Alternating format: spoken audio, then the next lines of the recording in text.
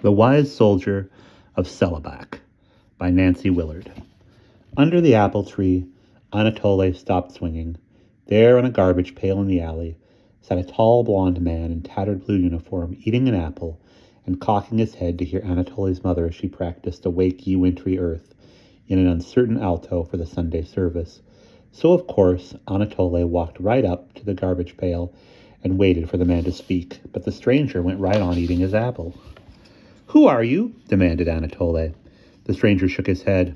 "Don't know. Woke up this morning to find I'd been robbed of everything I had. Name, address, destination." Anatole was so surprised that for a moment he could think of nothing to say. Still, he wanted to help. "Did you check your pockets?" he inquired. "What do you know about that?" The man slapped his knee. "Forgot to check my pockets." He rummaged through his pockets and pulled out a large tooth. "It once belonged to a reindeer," he said. "I carry it for luck." As soon as he saw the tooth, Anatole wanted to trade his rabbit's foot for it, but the stranger was already tucking it carefully out of sight. Then he tried another pocket and found a tiny folder, cut like a canister, on which was printed in gold the following inscription: "Van Houten's Cocoa, on the tables of the world, a perfect beverage combining strength, purity, and solubility. Open here." When he opened it, up popped a little paper table set for two painted plates, 2 cups of painted cocoa, 2 painted sugar buns. "Very tasty," said the stranger. "Instant breakfast. Want some?" "No, thanks," said Anatole. "I've already eaten mine." "Put it in your pocket, then," said the stranger. "Pockets are a great invention. Did you know my mother was a kangaroo? Perhaps the earth is but a—" He waved his arms hysterically, searching for the word. "A marble?" suggested Anatole. "A marble, right, a marble in the pocket of God. When I was a kid, I used to pick pockets in reverse. Instead of taking things out, I put things in, a gumdrop here, a candy cane there. Now, how did this ad for Van Houten's Cocoa get in my pocket?" "Maybe you're a traveling salesman," said Anatole. But the stranger was rummaging through his pockets again. This time he pulled out a silver Maltese cross. "Now what in the name of heaven is this?" he exclaimed. "That's a war medal," said Anatole. "Oh, let me look at it. I'm very interested in war." There's writing on the back, Erichanson. "Eric Hansen," shouted the stranger. "Why, I'm Eric Hansen of 147th Regiment. Of the 147th Regiment. That's 2 things I remember." "4," said Anatole. "Your mother is a kangaroo and you put things in people's pockets." "I forgot to tell you. What's your name?" "Anatole." "Well, Anatole, I forgot to tell you I'm an awful liar and you can't believe half of what I say. But what army did I serve with, I wonder?" "Wait right here," said Anatole. He darted into the house, pulled all the galoshes out of the hall closet, and wonder of wonders, there lay his shoebox of lead soldiers, just where he'd remembered putting it away. Then he ran into the bathroom and grabbed a book that was lying on the radiator. At night, in the bathtub, he liked to read a chapter from So You Want to Be a Magician. And finally, he raced back to Eric Hansen, half afraid he would find him gone. But there he sat, swinging to and fro on Anatole's swing, dragging his feet in the dandelions. Anatole opened the box of soldiers to show him, and Eric peered in, very much interested. "You have a fine collection. I had a wooden soldier when I was a kid, and if you opened him up, you found another one only smaller. And if you opened him up, you found another one still smaller. The smallest was no bigger than a flea's ear. I never saw it, but I knew it was there. Some things you have to take on faith. Well, Anatole, did you find anyone like me in that box?" "Here's a soldier in a blue uniform, rather like yours," said Anatole, picking one out. "Maybe you're an infantry corporal of the U.S. Army, 1864. "That would make me awfully old," said Eric, laughing. "Over 100. "How old are you?" asked Anatole. Eric shrugged. His rough pink skin wrinkled merrily around his eyes. His hair was so pale that you could not tell whether to call it blonde or white. He might have been 20. He might have been 50. "I brought out my magic book, too," said Anatole. "It tells how to find things like coins and playing cards, and it's full of nifty magic words. Abracadabra, Bazile, Guzile, Bastille, Zap. See if there's a chapter on finding lost people," said Eric. Anatole opened the book. "Darn it! This isn't my book of magic, it's my book of games." "Oh, I love games!" exclaimed Eric. "What games does your book have?" "Fox and Goose," read Anatole, flipping through the pages. Bob Cherry, Baste the Bear, May I, the quickest way of going anywhere. What is the quickest way? Asked Eric. I don't know that game. So Anatole read, let the players write the name of London town or the desired destination on a paper and cast it into the middle of a circle. Then let them take hands and run around the circle very fast, chanting, "See-saw Sarah down, which way to London town?" Insert desired destination. One foot up and the other foot down. That is the way to London town, one journey to a customer. That sounds like a magic spell, said Eric. Ahoy, boys, I'm off to Hawaii. No, it's not a magic spell. It doesn't have any magic words. Nonsense, said Eric. You know why those words don't sound magic? Because we know what they mean. Now, if I were a one-eyed bull snake and heard those words, I'd figure they were the most magical things around. Let's write the name of my town on a piece of paper, and then let's draw a circle. You don't remember the name of your town, Anatole reminded him. Quite true, I forgot, so let's write Eric's home. Anatole ran once more into the house and fetched a paper and a pencil from the kitchen table and wrote very carefully, Eric's home. Under the apple tree, Anatole drew a circle in the grass with his heel and cast down the paper. Now, let's take hands, said Eric, and start running. And as they ran, they shouted, See-saw Sarah down. Which way is it to Eric's house? Or which way is it to Eric's home? 1 foot up and 1 foot down. That's the way to Eric's home. Almost immediately, their feet left the ground and sped effortlessly over the tops of the trees and then over the clouds. Anatole found it amazing that his feet, so long accustomed to the ground, could make a road of the air. Through a break in the clouds, Anatole saw the Statue of Liberty, and then he found himself running beside Eric over the open sea. Waves heaped themselves up and tumbled toward them like mountains, on which the sun shone so brilliantly that you would have thought they were running on silver. Look, called Eric, a boat. Let's give them a scare, shall we? An ocean liner was passing them, slowly and steadily, and they ran alongside it so close that Anatole could see men and women dancing in the main ballroom, and he could hear the orchestra playing Blue Moon through a porthole. He could look into the kitchen where 2 waiters were clinking glasses. The cozy smell of tobacco and cabbage nearly made him cry. On the back of the ship huddled several passengers in blankets. A child's voice cried out, I see a man and a boy running on the sea. And the grown-ups all looked up at the broken clouds of the evening sky, for of course that is the reasonable place to find the unexpected shapes of things. Night came swiftly and swallowed the ship, but a thin crack of light broke on the horizon ahead of them. Then the sun popped up like a luminous peach, silhouetting a fishing boat, where 3 old men rowed toward a distant shore. Hey, fisherman, called Eric. What country is this? Norway, called back the fisherman, who had seen stranger sights in the sea than a man and a boy running on the water. They had not run very long before Anatole spied a ferry boat ahead of them, and as they drew near, they heard childish voices singing, Jolly Escladet Landet, yes, we love this land of ours. There on the main deck stood a stout man in uniform, directing a chorus of school children. Hey, schoolmaster, called Eric, what town is this? The schoolmaster was too astonished to answer, but the children cried out joyously, Friedrichsland, Friedrichsland! At these words, Anatole felt his feet turn abruptly. Now they carried him over a town of small wooden houses, past a brickyard, and then suddenly his feet stopped, and Anatole tumbled into a new-mown pasture, and Eric tumbled on top of him. Anatole sat up. Eric, where are we?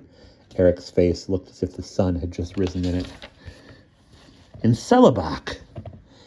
And you won't find it in the World Atlas either. What nerve to call itself a World Atlas and not include Sellebak. Do you see that house at the edge of the pasture? I was born in that house. Do you see that tall man standing in the doorway? That's my father. He sailed all over the world when I was little. He's bald as a stone now. He wasn't then. And that small woman beside him, she's my mother. Her hands are tinier than yours, Anatole. I used to play with her gloves in church. Oh, Anatole, I remember. By nightfall, everyone in Sellebak knew that Eric Hansen had returned, bringing with him a boy who was rumored to be a great magician. Friends came all the way from Friedrichsland to see him, to make certain of a warm welcome. Each one brought something to eat, until Fru Hansen's kitchen could hold no more baskets of cheese, no more plates of herring and onions and fish cakes, and no more jars of cloudberry jam. Herr Hansen set up a table outside, a safe distance from the gooseberry bushes that were just ripening and a great temptation to the children. Only Anatole noticed the old man who stood by the biggest bush eating gooseberries, as if he thought himself invisible, or everyone else blind. He did not seem to belong to any of the visiting families. Over a bowl of steaming cabbage, Eric remembered part of his story. "You were 18 when you enlisted," said his mother, "and I never saw you again. It was a beautiful sunny day in June, just like this one." "I remember," said Eric, "and I remember growing up in this house. I remember the stove where I loved to warm myself. It had a picture of Vulcan on the door." "I still have that stove," said his mother, wiping her glasses and blowing her nose. "And I remember the winter that the hens froze on their perch," said Eric. "And I remember how I loved molasses on brown bread, and you told me how sugar and butter on white bread tasted much better, only there wasn't any." "That was the beginning of the war," said Herr Hansen. "Do you remember the peaches I used to send you from America? Tell me, Anatole, do you like peaches?"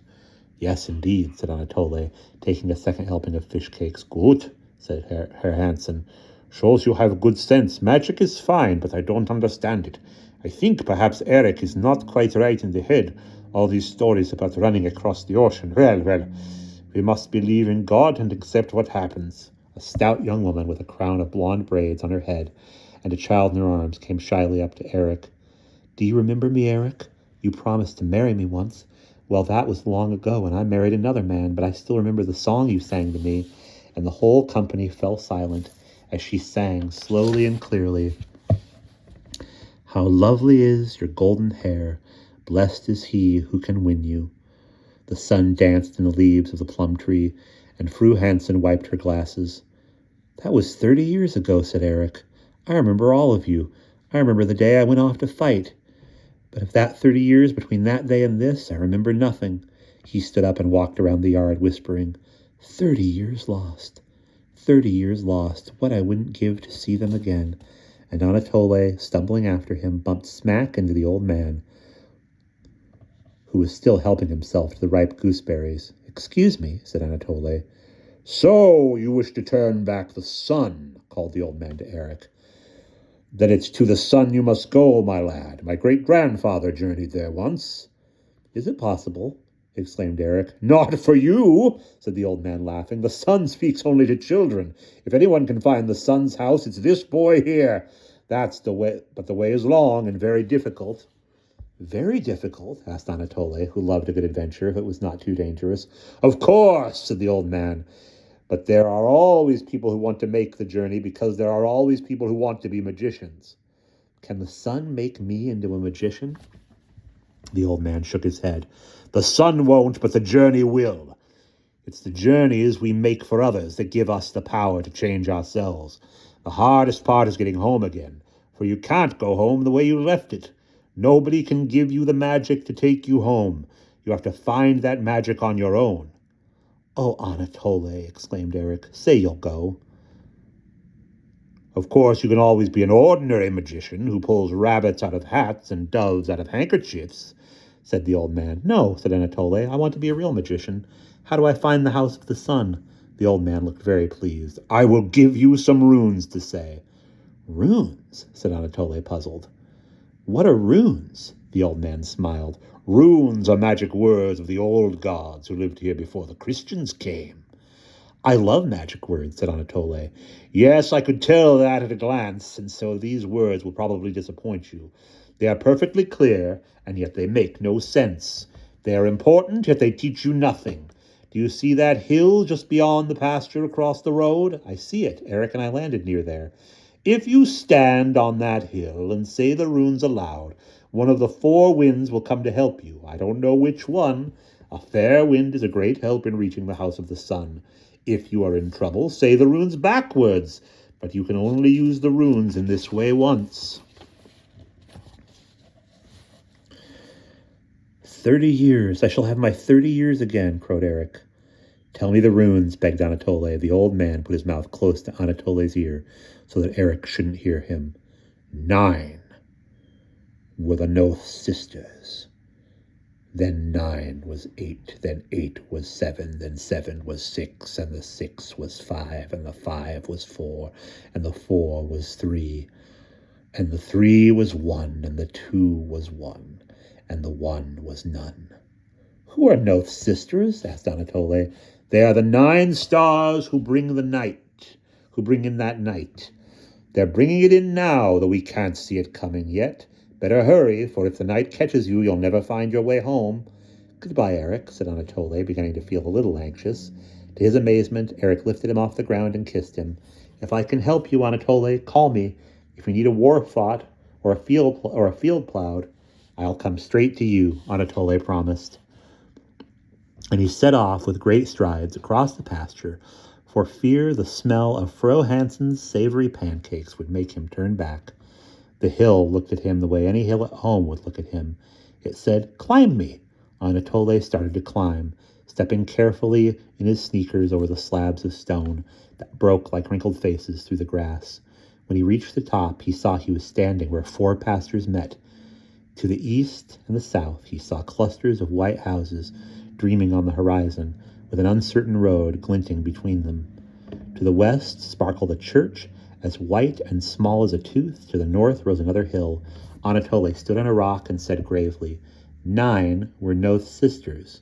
Then the 9 were 8, and the 8 was 7, and the 7 was 6, and the 6 was 5, and the 5 was 4, and the 4 was 3, and the 3 was 2, and the 2 was 1, and the 1 was none. Nothing happened. A flock of gulls fluttered down like handkerchiefs into the pasture. Then all at once, Anatole spied a tiny speck in the sky. That, as it flew nearer, took the shape first of a bird, then of an angel. But what, thought Anatole, could it be? It was a man in a suit as white as snow and as bright as water, and he was writing a book, and when he saw Anatole, he sang out, "Who called the west wind?" "Me," said Anatole, abashed at this strange figure. "I want to go to the house of the sun." "What will you do when you find it?" asked the west wind. "I'll ask the sun to give Eric Hansen his 30 lost years and to send me home again, for I can't go home the way I came." The west wind opened his book, which was the sad color of twilight, and turned the pages one by one, then they gave off a most pleasant perfume, which Anatole saw came not from the paper, but from the letters printed there. A castle and vineyard glowed in the sunlit D. The harvesters were carrying baskets of grapes on their heads, and Anatole could hear the women singing, though he could not understand the words. A formal garden grew in a shady O. The gardener tying back the delphiniums, glanced up at Anatole and tipped his hat. When the west wind had turned every page, he closed the book, and the music stopped abruptly, and the fragrance of flowers disappeared. "The house of the sun," he said thoughtfully. "To tell you the truth, I don't know the way, but I'll take you to my brother the north wind, who is stronger than I and flies farther." Together they flew north, over pine forests and over the camps of the Lapps, following the reindeer, and over the ice fields to the top of the world, and alit on the roof of the biggest palace Anatole had ever seen. 100 turrets, he figured, and 200 flags, stiff as postcards. 500 diamond windows at least, chimneys thick as a forest, and everything cut from blue ice. The door is always frozen shut," said the west wind. "We must fly down the great chimney." "What is the great chimney?" asked Anatole. "Wait and see." Down the chimney they flew and crawled out of an ice fireplace into an enormous room.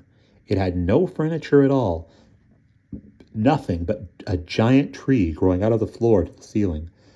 Perched on the lowest branch slept an eagle. "Brother, wake up," urged the west wind. "This boy wants to find the house of the sun. Farewell." And the west wind flew back up the chimney. The north wind opened his eyes. "You will find the house of the sun at the top of this tree." "How far is it to the top?" asked Anatole, who loved to climb trees. "I do not know, but halfway up takes 100 years. Are you a hero of the Golden Age? I don't think so, said Anatole. Well, it's worth finding out. Climb till you come to a golden city nestled in the branches of the tree. It belongs to the sun's own finches, which sing to him day and night. Knock at the gate and ask for the magic drum that will carry you to the house of the sun. And if they give you the drum, sit on it and say, "Drum, drum, fly to the sun," and it will take you there directly. Only do not be afraid of anything you meet on the way. Thank you, said Anatole. The trunk of the tree grew as thick as a wall. Anatole could not even see where it curved around to the other side. He looked up into the branches. No light broke through the top. The tree grew into a great darkness. It's best not to think about the top, said the north wind. It's best just to start climbing. So Anatole put his foot on the first low branch and sprang up into the tree. At first, he found the climbing fun. He met nobody on the way except two squirrels who chattered to him. What news? Anatole smiled and shook his head. And as he had no one else to talk to, he talked to himself.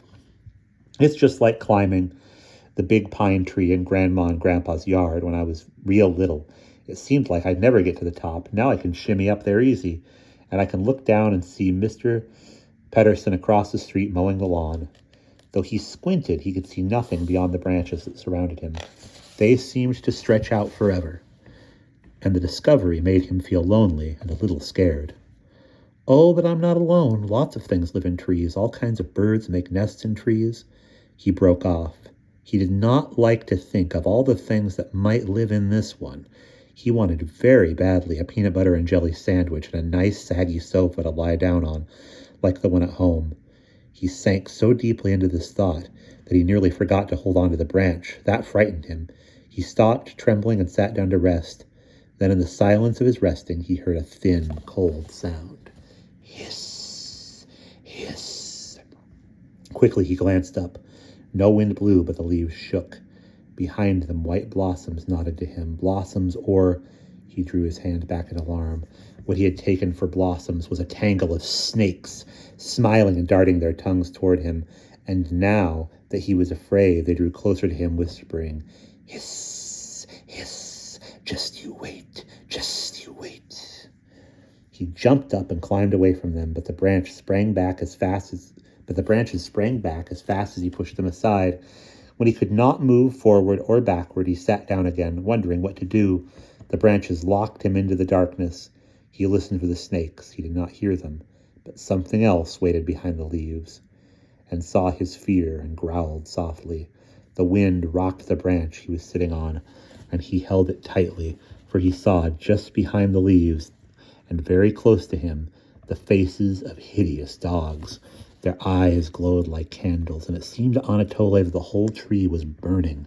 Far off he heard the yelping of foxes and the cries of hunters. With all his might, Anatole pushed himself through the thicket, closing his eyes so he wouldn't have to look at the dogs, and who knew where he might have ended up if he hadn't bumped against a golden gate, set in a smooth golden wall that shone like a crown. A goldfinch wearing a silver ruff opened the gate. "Excuse me," said Anatole hastily, for the goldfinch immediately tried to shut it again. "Have you the drum that flies to the sun?" "Are you the one that's to have it?" asked the goldfinch. "Yes," said Anatole. "Who sent you?" "The north wind." "Very well, I'll fetch it," said the goldfinch. "You may wait in my sentry box if you like. I've a bottle of dandelion wine on my desk. Help yourself. Have one for the road." Before he could do so, the goldfinch returned, bearing the drum in its claws. "Don't jump off the drum till you reach the house of the sun. The moment you leave it, it will return to us." "I'll be most careful," said Anatole. He climbed on the drum and said, "Drum, drum, fly to the sun." Immediately the drum swooped up and out of the tree, broke through the sky, and landed on a long white road in a broad, bare country.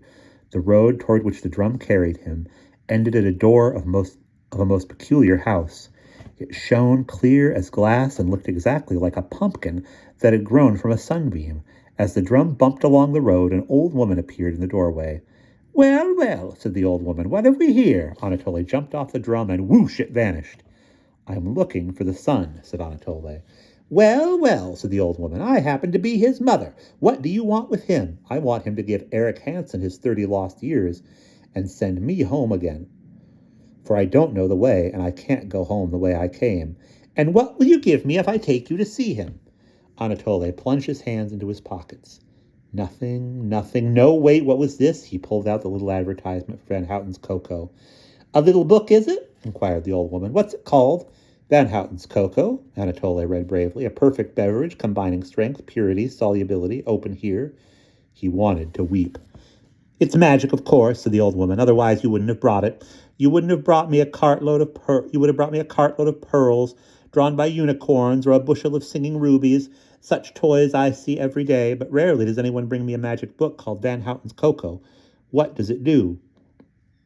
Anatole shook his head. Come, come, does it turn rain into tigers, princes into cabbage? No, said Anatole, and then he remembered the runes, so he put the little folder to his lips, and over it he whispered, and the nun was one, and the one was two, and the two was three, and the three was four, and the four was five, and the five was six, and the six was seven, and the seven was eight, and the eight was nine. 9 were no sisters. It's all or nothing, he added, as he opened the folder. Instead of a tiny paper table set for 2, there sprang forth a huge table set for 40, and such a setting! Wands of cowslip bread, platters of candied violets, and marzipan marigolds, great tureens of daffodil soup, and crocks of rose-petal jam, and in the middle, of course, stood a silver urn of cocoa from which flew a little pennant, Van Houten's, on the table of the sun. Oh, that's killing, cried the old woman. Perfectly killing. It's the best toy anyone has ever given me. Let me try it. She shut the folder, and the banquet disappeared. She opened it, the banquet returned. The bread was still warm. Anatole had never smelled anything so delicious. Well, well, said the old woman, seizing a loaf and biting into it. Help yourself. Thank you, said Anatole. He ate 2 loaves of bread and 3 plates of violets, and then he laughed. What if his mother, who was always saying, eat, eat, could see him now? He felt so much better that he began to believe things would go well for him after all.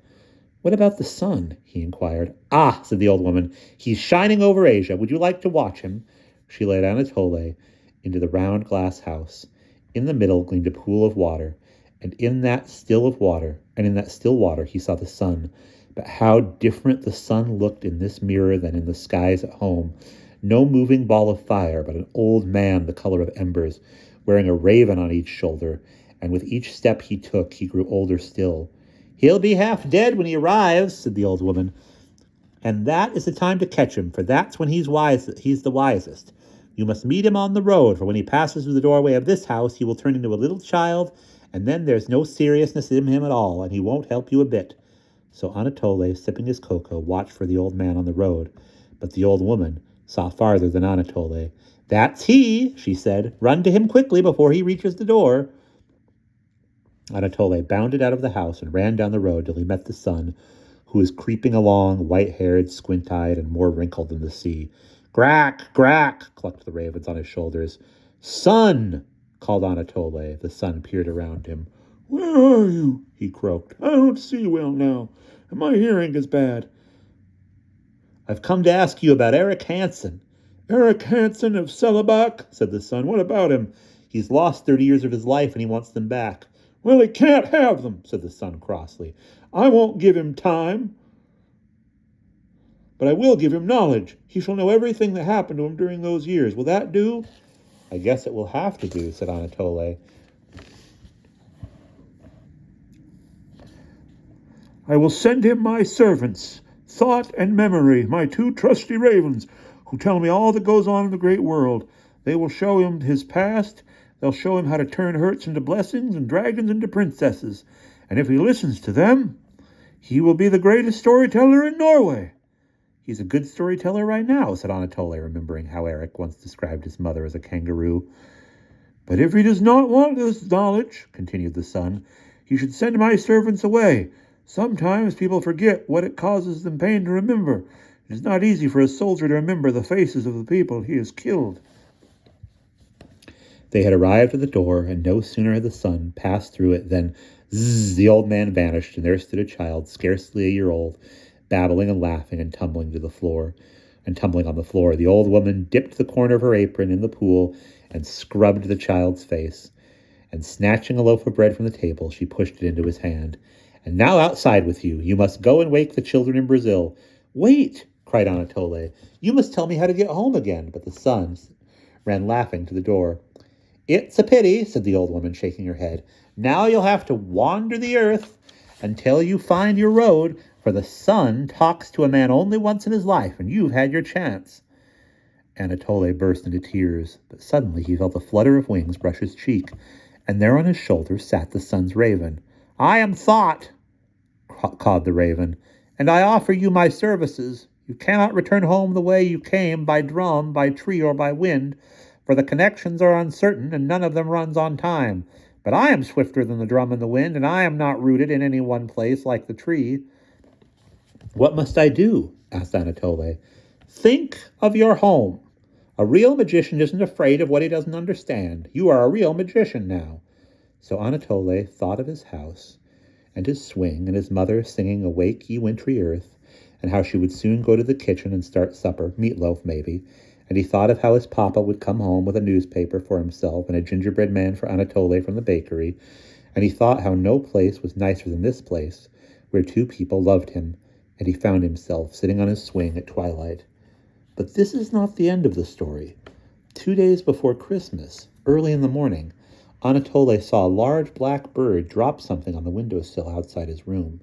He opened the window and found a reindeer's tooth, which he recognized, and a book, which he did not. On the cover, he read Eric Hansen's Saga, and inscribed on the flyleaf was the following message. How can I ever thank you, dear Anatole? Here are the stories that memory has told me and thought has helped me to set down. The book is full of magic words, and they'll bring you many adventures if you take the trouble to learn what they mean. Love, Eric.